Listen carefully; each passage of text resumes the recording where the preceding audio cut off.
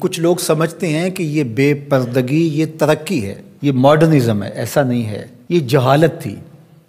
کعبۃ اللہ کا طواف برہنہ کیا جاتا تھا، تو برہنگی یہ جدت نہیں ہے، یہ قدامت ہے، یہ ترقی نہیں ہے، یہ جہالت ہے۔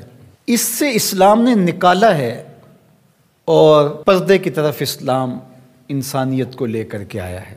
کان رسول اللہ صلی اللہ علیہ وآلہ وسلم اشد حیاء من اظراف خدرہا، کمواری لڑکی پردے میں لپٹی ہوئی جس طرح حیادار ہوتی ہے، حضور اس سے بھی زیادہ حیادار تھے۔ تو یہ ہمارا دین ہے، لیکن مغرب اور لادینی قوتیں جانتی ہیں کہ پردہ اسلام کا شعار ہے، اور انہوں نے پہلے اس کو کمزور اس طرح کیا جس طرح ایک رواج کسی نے کہا، بعض بڑے بڑے چینلز کے اوپر بیٹھ کے نام نہاد مفکرین کہتے ہیں یہ عرب کلچر تھا۔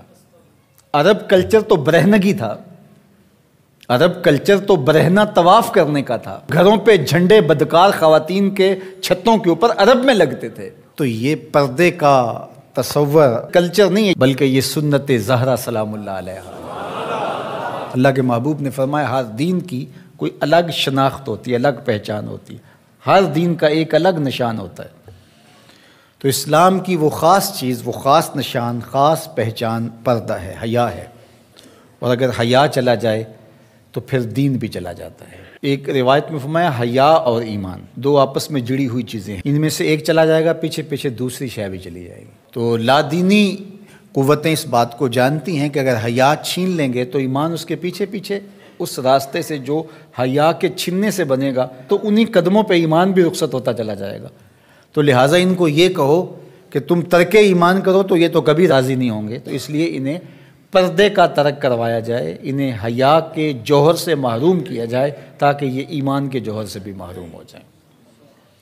تو پھر انہوں نے کئی رنگ تراشے، کبھی کہا کہ نظر کا پردہ ہے، کبھی کہا کہ پردہ تو انسان کے دل میں ہوتا ہے۔ تو مجھے بتاؤ آج کا شخص جو شہوتوں سے لتھڑا ہوا ہے، جہاں شہوات کی گندی ہوائیں چل رہی ہیں، اس ماحول کے اندر اگر کوئی یہ بات کہے تو کتنی عجیب ہے، جس ماحول میں تقدس کی باد صبا چلتی تھی اور وحی اترتی تھی، اور جبریل کو وحی لے کر کے آتے صحابہ نے دیکھا تھا، اور قرآن اترتا تھا، اور قرآن پڑھانے والے سکھانے والے خود صاحب قرآن تھے۔ وہ صحابہ، ان کو جب پردے کا حکم دیا گیا اور ان کو نظریں نیچی رکھنے کا حکم دیا گیا، تو میں اور آپ کون ہوتے ہیں؟ جب ابو بکر و عمر کو کہا گیا کہ نگاہوں کو نیچا رکھنا، جب عثمان و علی سے کہا گیا کہ نگاہوں کو نیچا رکھنا، جب سیدہ عائشہ، حضرت ام سلمہ، حضرت میمونہ، حضرت زینب، سیدہ فاطمہ تو زہرا سے کہا گیا کہ تم اپنے پردے کی حفاظت کرنا،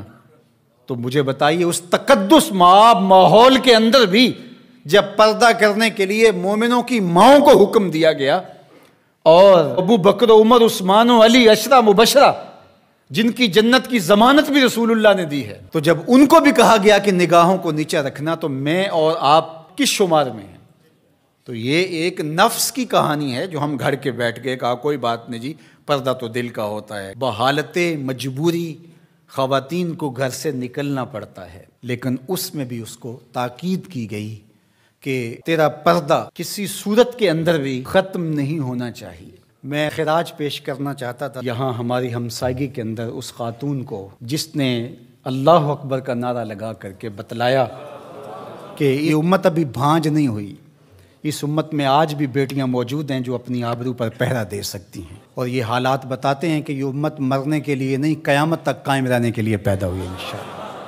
اس دبی ہوئی راکھ میں چنگاریاں موجود ہیں، جو وقت آیا تو شعلہ جوالہ بھی بن جائیں گے انشاءاللہ العزیز۔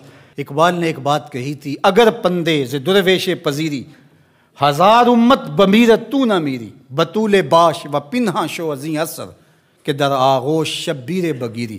اقبال کہتا ہے اس فقیر کی ایک بات مان لے، ساری امتیں مر جائیں گی، امت مسلمہ تجھے زوال نہیں آئے گا، اور وہ کیا؟ بطول باش، بطول بن جا اور زمانے کی نظروں سے پوشیدہ ہو جا، پھر تیری آغوش میں بھی حسین ابن علی جیسے بیٹے جنم لیا کریں گے، ان کے جانشین تیری گود میں بھی پیدا ہوں گے۔ تو اس لیے پردہ ہماری شناخت ہے۔ آج جو کہتی ہیں جناب پردہ پردہ، یہ کیا ہے؟ یہ تو کٹھ ملا کی اصطلاح ہے۔ کچھ بولتی ہے جناب یہ دقیانوسیت ہے، کوئی کہتی ہے یہ زمانہ قدیم کی کہانیاں ہیں۔